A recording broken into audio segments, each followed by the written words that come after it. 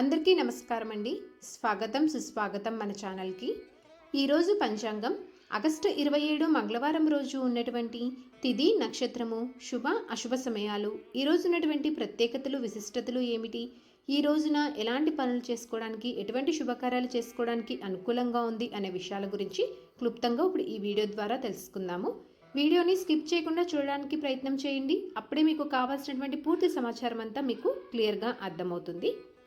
స్వస్తి స్త్రీ చాంద్రమాన శ్రీ క్రోధినామ సంవత్సరము దక్షిణాయనము వర్ష ఋతువు కృష్ణపక్షం 27 ఆగస్టు 2024 మంగళవారము.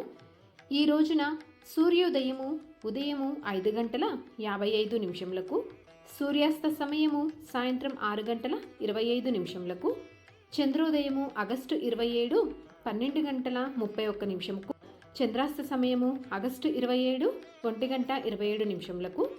ఈ రోజున తిథి నవమి ఆగస్టు 27 రాత్రి 1:33 వరకు నవమి తిథి ఉంటుందండి. తదుపరి దశమి తిథి అనేది ప్రారంభమవుతుంది. ఇప్పుడు ఈ రోజునటువంటి నక్షత్రం ఏమిటో తెలుసుకుందాము. ఈ రోజున నక్షత్రము రోహిణి. ఆగస్టు 27 రాత్రి 3:38 వరకు రోహిణి నక్షత్రం ఉంటుందండి. తదుపరి మృగశిర నక్షత్రం అనేది ప్రారంభమవుతుంది. ఈ రోజున యోగము హర్షణ. ఆగస్టు 27 రాత్రి 8:31 వరకు హర్షణ ఉంటుందండి. తదుపరి వజ్రము ప్రారంభమవుతుంది. ఈ రోజున కరణము తైతుల. ఆగస్టు 27 మధ్యాహ్నం 1:52 వరకు ఉంటుందండి. తదుపరి గరిజ, తదుపరి వనిజ కూడా ప్రారంభమవుతుంది.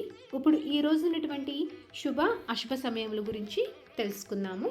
ముందుగా అశుభ సమయాల గురించి తెలుసుకుందామండి. ముందుగా వర్జము ఉదయము 7:43 నుండి ఉదయం 9:18 వరకు, మరలా ఉదయం 9:18 నుంచి ఉదయం 10:55 వరకు.